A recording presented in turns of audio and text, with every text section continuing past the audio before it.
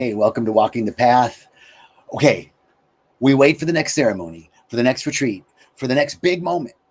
But what if I told you that your life is the ceremony and that brushing your teeth or having the hard conversation or being present in silence with yourself, that really is where integration becomes real? That we're not just doing these spiritual niceties, but that they're actually creative forces that collapse potential into form. Today's talk is about living your life as a devotional path and how mindfulness is more than just presence, that it is actually a selection device that creates the world that you walk into. Welcome to Walking the Path. I'm super excited to share this with you. But before I get into the topic, I want to tell you just a little bit about Rythmia Life Advancement Center, where I have the great pleasure and honor of facilitating classes and working with people as they move through a really beautiful, intense, powerful, life-changing week every week here at Rythmia, where people see who they've become, merge with their soul, and heal their heart. Those are our three core intentions, and we call that a miracle. And about 98% of people that come to Rythmia and complete the program have a life-changing miracle. And to get to 98%, we've had many, many, many, many weeks of 100%. So don't be thinking I'm the 2%. You're not the 2%.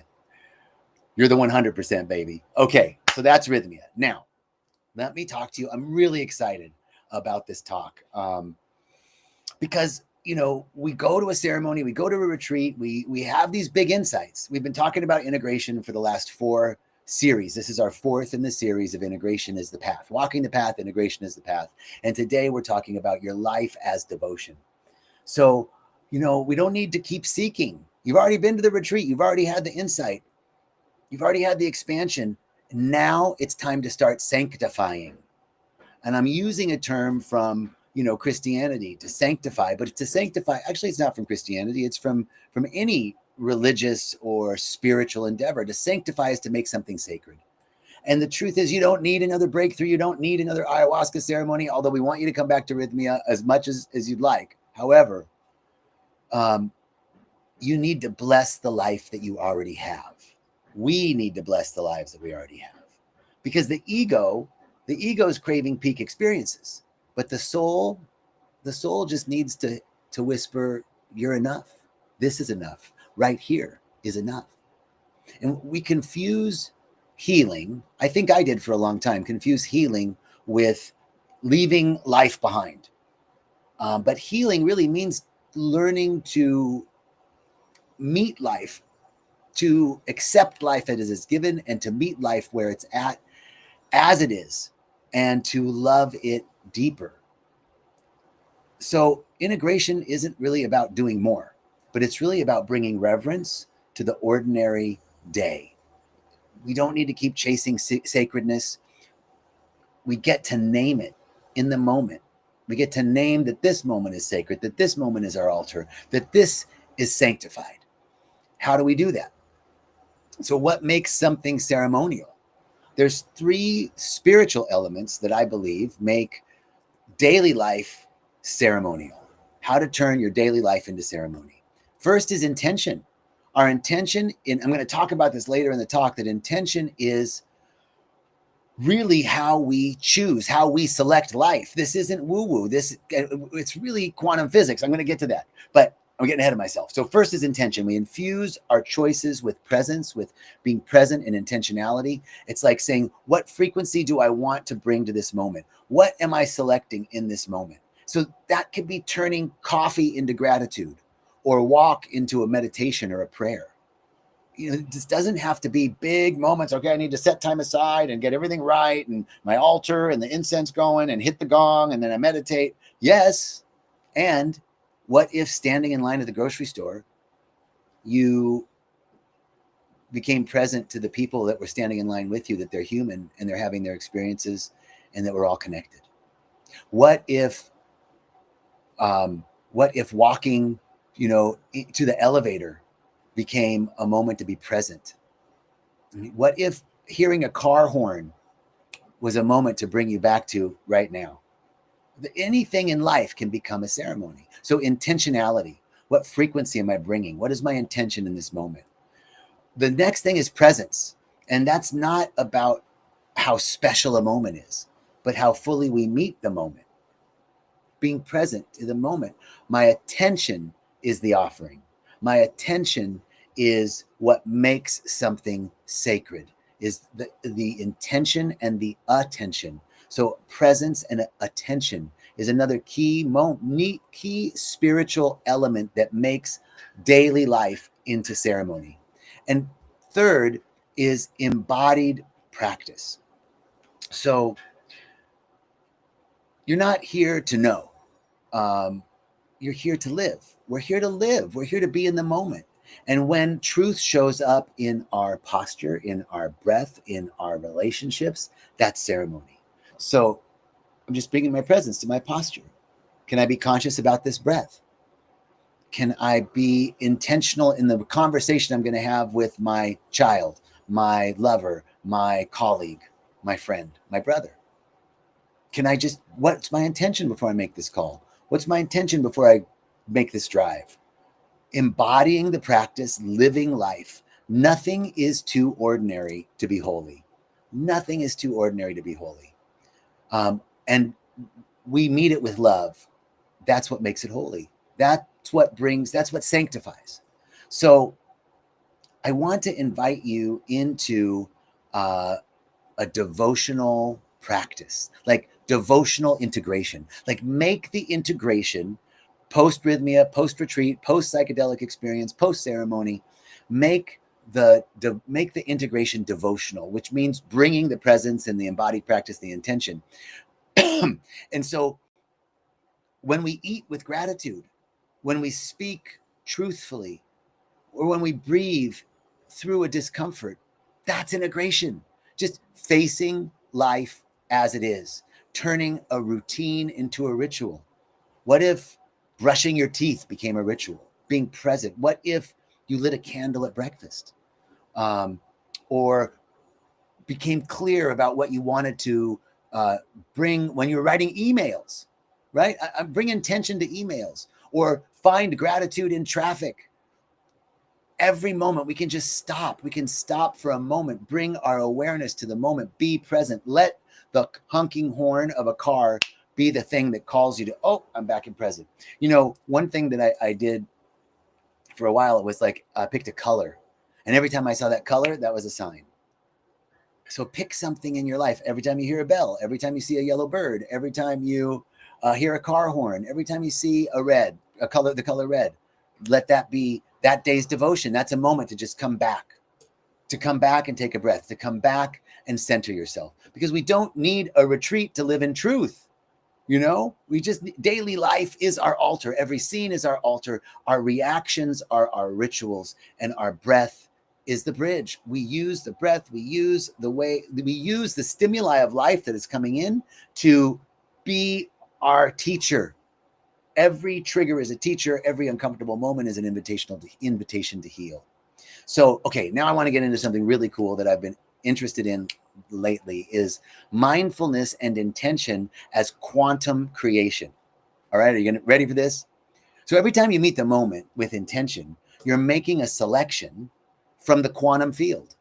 And that selection becomes our life experience. And this isn't just woo-woo. This is what quantum physics is trying to tell us. So, okay, here's how I understand it. I'm not a physicist, and I was never really good at math, but I love reading about quantum physics and from a layperson's perspective, because it overlays so beautifully with spirituality and what the ancient sages and wise men and women have been saying throughout history. So let me break it down the way I understand it. So everything from the atom bigger operates according to a certain set of rules. I think that's Newtonian physics, right? Things like, law of gravity, and a body set in motion tends to stay in motion, and those kind of things. Everything works very well in Newtonian physics from the atom bigger. But from the atom smaller, those systems break down. And so that's where quantum physics became necessary. Einstein called it Einstein called it spooky action at a distance, right? So, so quantum physics comes in and um, and tries to make up for this distinction about what's going on with subatomic activity. And they did this experiment called the double slit experiment. You may have heard of it. But scientists shot particles like electrons or photons through two slits to observe how they behaved. And when no one was observing the slits, like, you pass something, you pass these, like shooting a bullet or shooting a particle out of a gun, it goes through the slit and it hits a back wall and it makes a certain pattern. So when no one was observing it, the particles acted like a wave. They moved through both slits simultaneously and created this interference pattern like ripples of water. But then they wanted to count the particles. And so they created this device to observe and enumerate the particles. And when an observer or this quantum selector was watching the particles, when the particles went through, the particles suddenly collapsed into a single position and they acted like particles, not waves. So this was really interesting. What does it mean for us? It means that the observer who watched the slit, the particles, watched the particles go through the slit, in the act of observation, they collapsed potentiality into a single position. And so in the act of observation, a field of possibility collapses into a single outcome. So consciousness is affected by matter. And in quantum physics, particles behave like waves of possibility and until they're observed. Or particles exist in a state of probability or potentiality until observed. Well, this is like what the unified field is, this field of infinite potential and infinite possibility. That's also God. That's also the name of God, infinite potential and infinite possibility. And so everything exists in a state of infinite potential and infinite possibility until it's observed and selected and collapses into a single position. So once observed, the observer affects and suggests that the act of observation creates a single outcome. And so the translation is that consciousness selects reality. This is what I'm getting out of it. Consciousness selects reality. And spiritually speaking, your attention and your intention is how you participate in creation. Your intention and your attention is how you participate in creation. The universe doesn't respond to your potential. It responds to your presence. It responds to our intentionality. It responds to our feeling.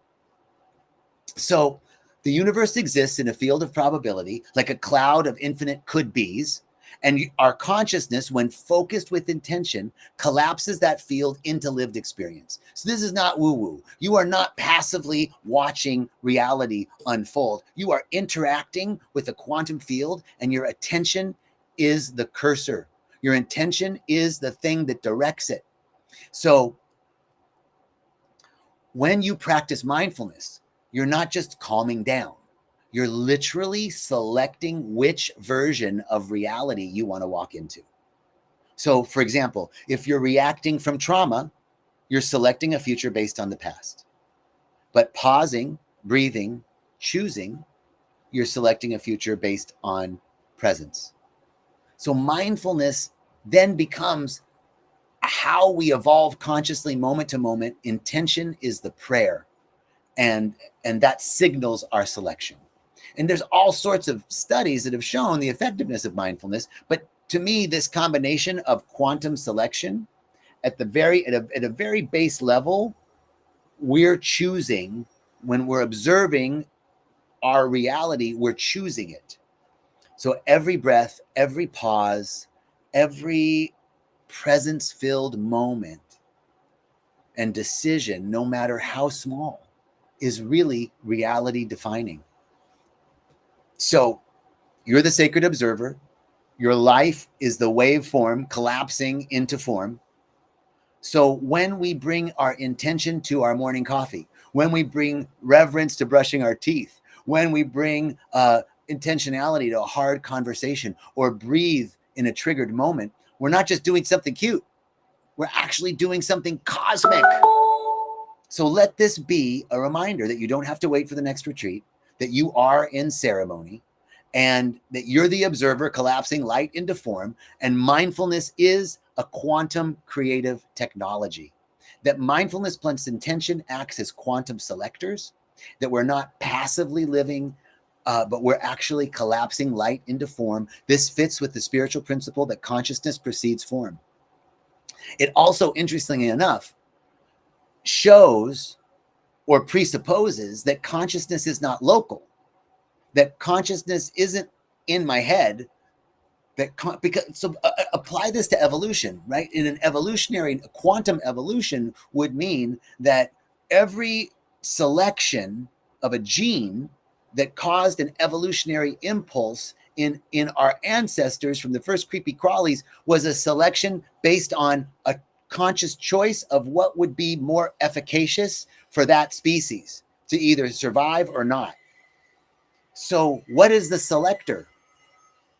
What is, maybe God's just a big quantum selector. Consciousness is a selector. and so every time we are mindful, every time we bring our attention to something and say, this is what I'm saying yes to, this is what I'm selecting, this is what I want, we're actually creating it. We're starting to live by design. And integration isn't just about sustaining insight. It's about consciously shaping reality through our presence. So when we pause to set an intention, we're not just being mindful. We're coding the field. We're encoding the field and choosing which way we want to step. So before you begin your day, even one simple task, pause and ask, what frequency do I want to bring to this moment? What am I selecting in this moment? That's quantum selection. And that's a sacred intention. And that's how our life becomes ceremony. So this whole series, these last 4 talks have led to this idea that you're not waiting to become whole, that we're remembering breath by breath that we're whole, that we're not separate from the sacred, that our breath, our body, our everyday choices are the path, and that ceremony isn't an event, but rather it's a frequency that we tune into every day, and we walk the path with devotion. So I want to live in the now. I want my life to be a ceremony, and I want my presence to be a prayer. So I'll ask you, what's one way every day that you can choose an act, that you can turn something mundane into something devotional, and make this week a quantum creative practice week? All right, that's what I've been thinking about this week. I'm so happy to share it with you. Thank you for tuning in. Quantum selecting this talk, and I'm wishing you a beautiful day. Peace and choicest blessings.